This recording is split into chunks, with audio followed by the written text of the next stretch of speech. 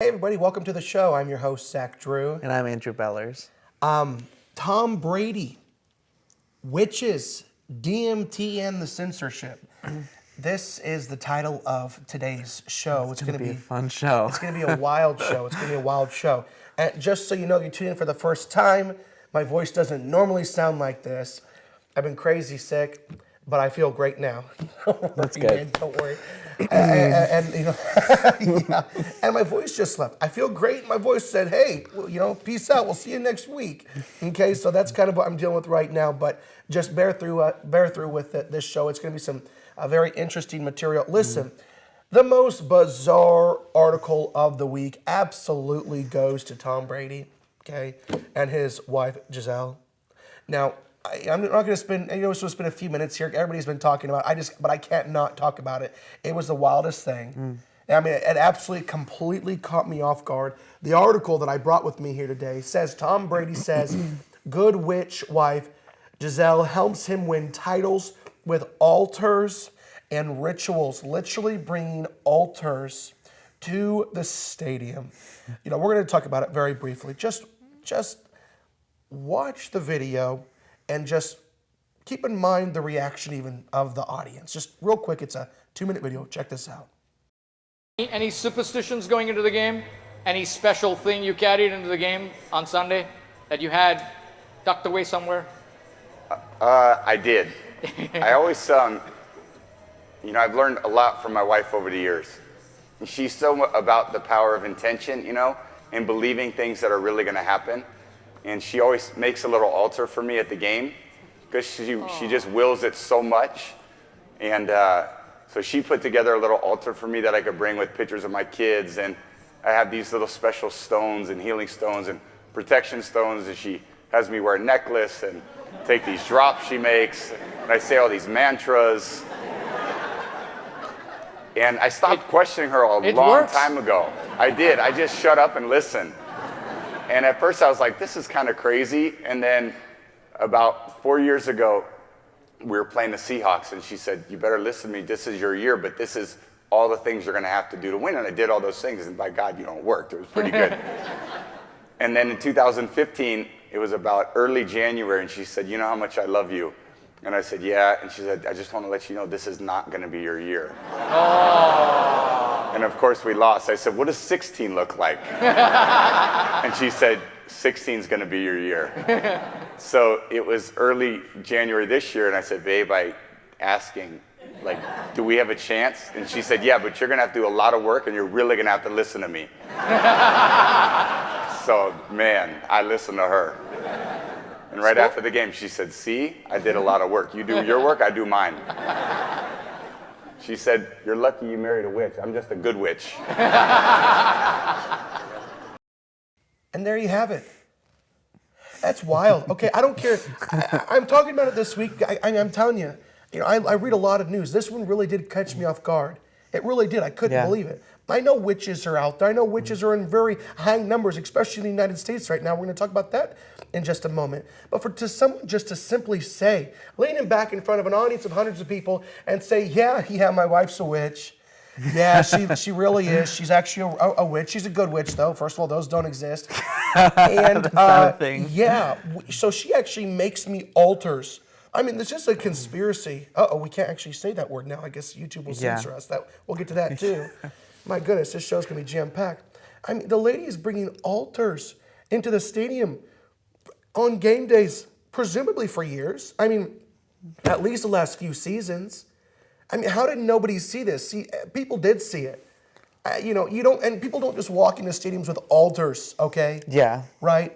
And a woman standing behind the altar that Tom Brady's wife, and she's performing certain rituals during the game. This is the most bizarre stuff. This is incredibly, shocking information. People saw it. People knew what was going on, but they didn't say anything. I'm sure they were instructed, Andrew. Yeah. I'm sure they saw what was going on and said, no, you don't say anything about this thing. That's Tom Brady. It's Tom Brady's wife. But now that Tom Brady, it's public knowledge. He announced it, and the audience laughed. Yeah, it's strange how how matter-of-factly he announced it. It's almost as if he said, yeah, my wife's a Christian and, she prays for me every game. Yeah. It's like, well, that sounds normal to me, Yeah. but, my wife is a witch and she builds altars in the stadium. Yeah, he admitted that his wife uses witchcraft to influence his NFL career. Now, I'm not going to talk about too much about his fourth quarters, but I'm just saying the guy is like in the most insanely talented person fourth quarter. I mean, they could be down by 14 points, okay, a couple of touchdowns, and out of nowhere he just gets out of it. Maybe people say, well, maybe he's just, he performs well under pressure. I don't know. No, I don't know about that with this information now. Yeah. I mean, I honestly think, it's happened so many times in the fourth quarter that it's almost like there's something divine behind it, or occultic now that we know it. See, here's the thing, she's literally bringing little altars for him at the game because she wills it so much, he says.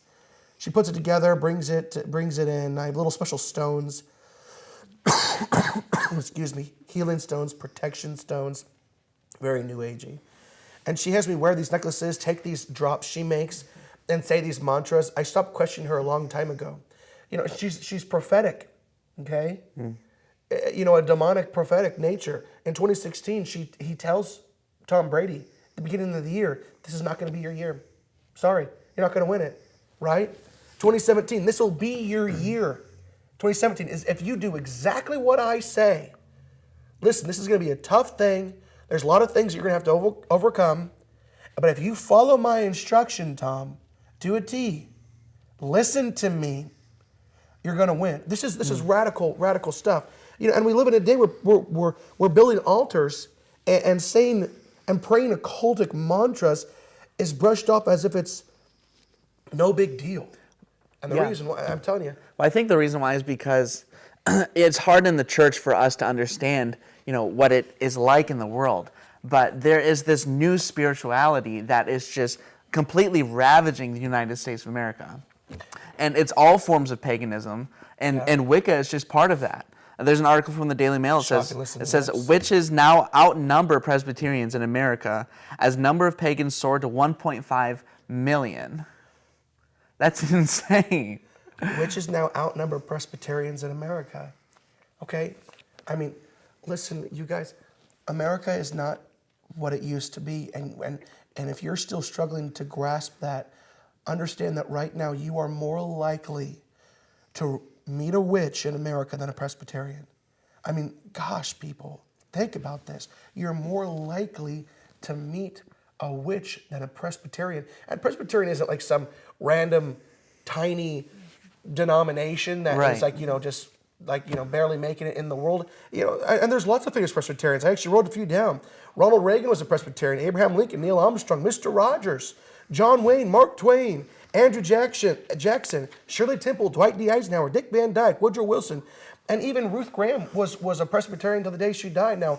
And Billy Graham was raised Presbyterian. He ended up being ordained by the Baptist Church, but he actually ended up still going to church for the rest of his life with Ruth Bell Graham at their Presbyterian church. Yeah. I mean, Presbyterian is not like some tiny denomination, but you are more likely to meet a witch today in America than a Presbyterian. This is radical things. I don't think we quite understand just how often this stuff happens. Like Tom Brady, people are selling their souls to Satan and reaping the benefits that the devil has to offer.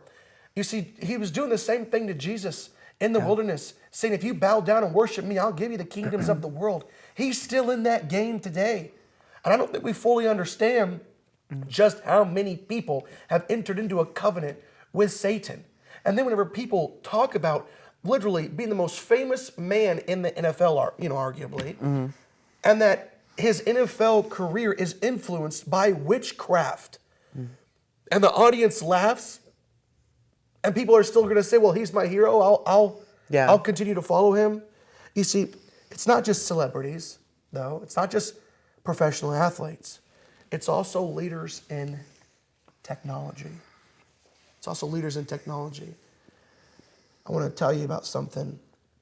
You see, the tech elite, they also commune with spirits to build future technology. Justin Fall, who's a researcher, filmmaker, public speaker, really, just really great guy. I got the opportunity to listen to him, at a convention called True Legends in Branson, Missouri. Actually, just a couple of months ago, just a few months ago. Excuse me.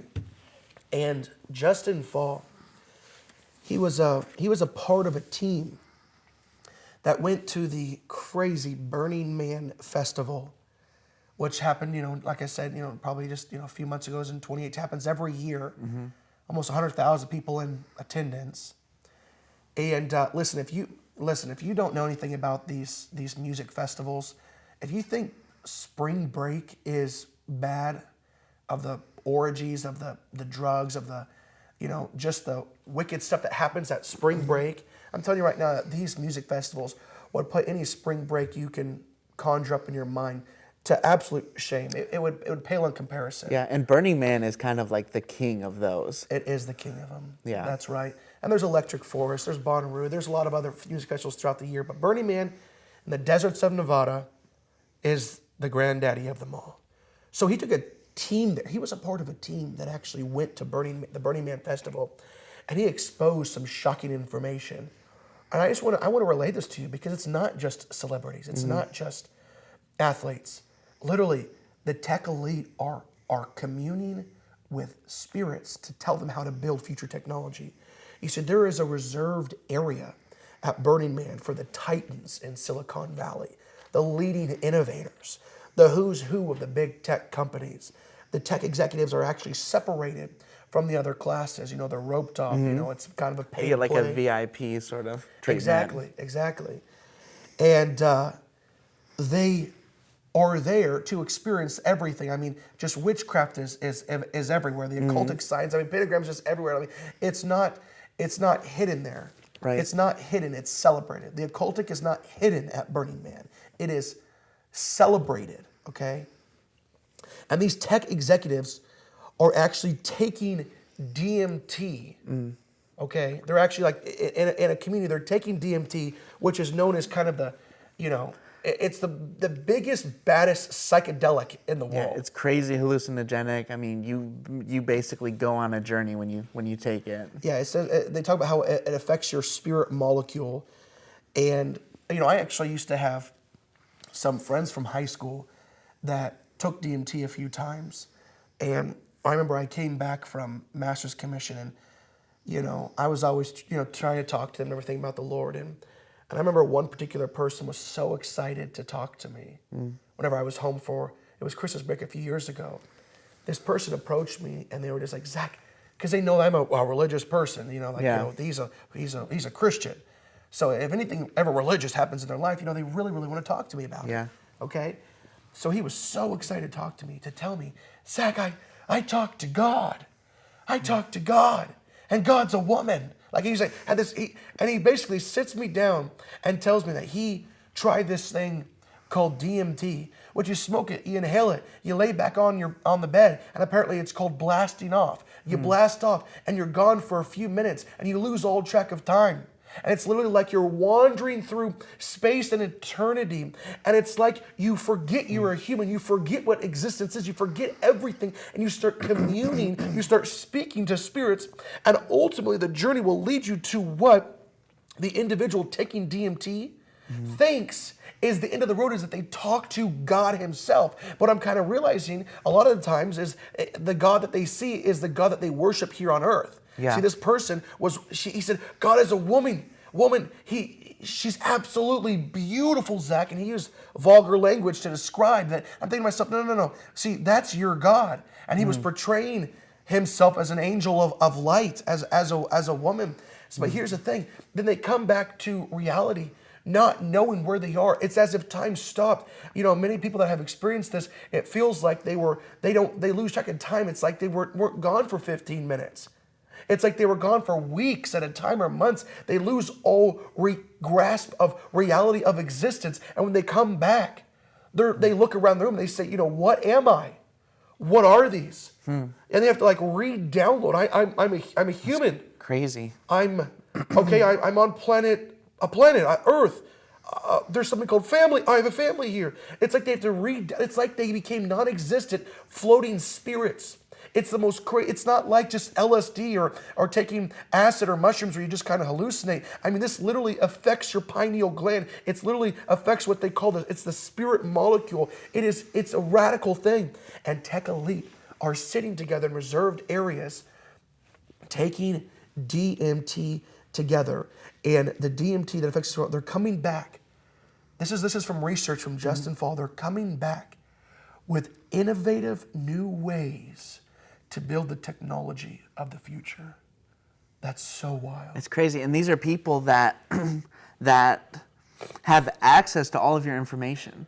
I mean, they're building your new phones. Yeah. They're building the new latest app. They know where you are at any given time. You're posting. You're giving them all of your family's information, all of your personal videos and pictures, and everything about your life. You are willfully giving these people, and then they're going to Burning Man and having a psychedelic experience with a demon, and they're getting information. Essentially, if it's any spiritual force that isn't of God, then it is of the enemy. Exactly. And they're communing with these spiritual forces, and they're telling them how to run their business.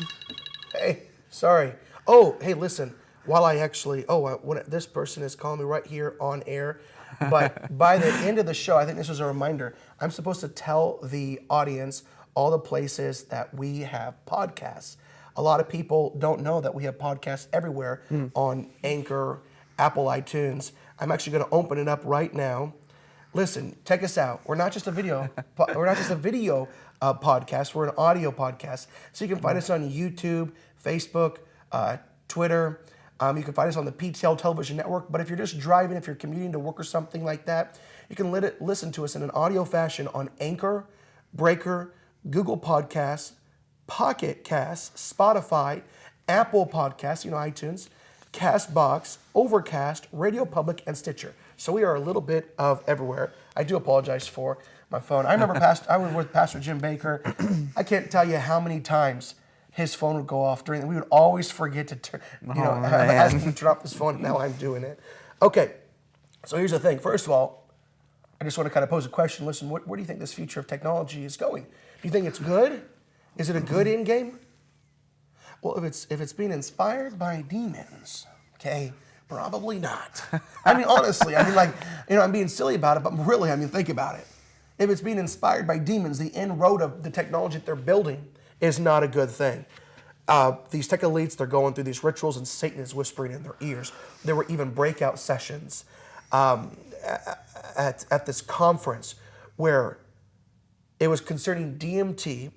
And the speakers were encouraged to ask the young and new technology executives, or even it was technology executives, but it was really just any type of executive in a workplace, and they were coaching them on the benefits of microdosing DMT for inspiration. DMT and psychedelics. It's a telephone number to contact the demonic. Yeah, and it's not some crazy conspiracy to say that the tech elite are, to say that the future of technology is being guided by demonic forces, because we know what DMT is. We know what these festivals are. We know that the leaders of technology are at these festivals. They're taking DMT. It's like one of those things where there's only one conclusion that you can draw. It's not some crazy far out conspiracy. I mean, maybe if you don't have any understanding of spiritual forces in the spiritual world. But if you're a Christian and you know that we're at warfare and that there's a God and that there is an enemy, then there's only one conclusion that you can draw from this. Amen. Amen. Listen, there's one more topic we want to cover. We have just a few minutes left. I think 7 or 8 minutes left of today's program. Okay, censorship. YouTube will determine what conspiracy is and stop recommending such videos. While the evolution of Google's YouTube from a free expression platform into something entirely different has been underway for a while, it just took another step in a very short-sighted and restrictive direction. NBC News reports, YouTube has announced that it will no longer recommend videos that come close to violating its community guidelines, such as conspiracy or medically inaccurate videos.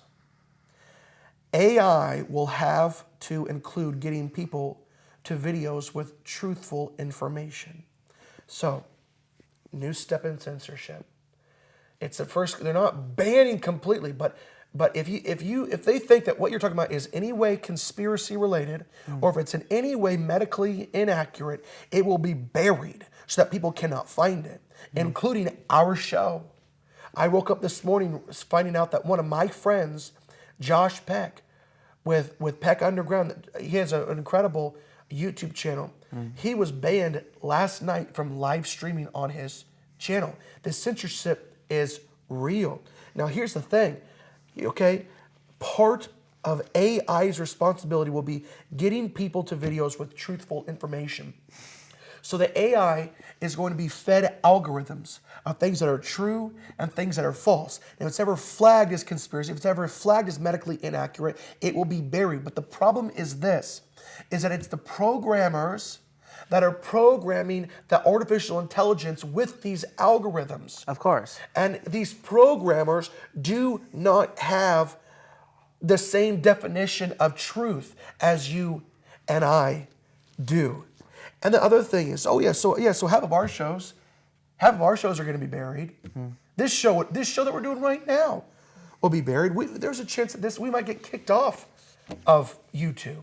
And that's why we actually upload our videos every single week to it's called BitChute. And it's a very conservative kind of YouTube where they don't limit. So we upload every week to there as well. But medically inaccurate videos. Like, I'm sure they will not want you talking about alternative approaches. Homeopathic approaches would be buried. Saying you can cure diseases by diet will not be allowed. My cousin, his name was Michael Longbonds. That's his name. People always didn't believe him that was his name. Love him. He's one of my best friends in the whole world. Michael Longbonds. He has ulcerative colitis. So severe that he was on the verge of death. Truly, on the verge of death. Ricky, I want you to go ahead and show what he looked like. Okay, this is my cousin Michael. I mean, he literally looks like he's whittling away to nothing. Very, very severe case of ulcerative colitis. Now, I want you to understand that there was no, a lot of people look at people like that and think, well, there was some eating disorder, bulimia or anorexia. No. Listen, I need you to know that picture is with him consuming just over 5,000 calories a day. Okay? Wow. You see, and I want you to show the picture of what he looks like now. You see, my cousin Michael completely reversed his ulcerative colitis by his diet. By his diet and his diet alone. Taking no forms of big pharma pills. And he was able to completely win it by his diet. It's a strict diet. It's very, very, very healthy. I'm so proud of him. But he would not be able to get that information to you on YouTube because it would be absolutely buried. How he did it would be buried because it's not medically accurate. This is a wild world that we're living in. And there's lots of conspiracies that have been proven true. Yeah. I have a whole list from Reader's Digest. Obviously, I'm not going to go through it all, but it's so presumptuous to think that you can just immediately, through an algorithm, test whether something's true or not. I mean, back in the wake of Hiroshima and Nagasaki, there's a conspiracy that the government, our government, was stealing dead bodies to do radioactive testing on them. And we later found out that that was true. They were actually stealing parts of dead bodies. This is from Reader's Digest? From Reader's Digest.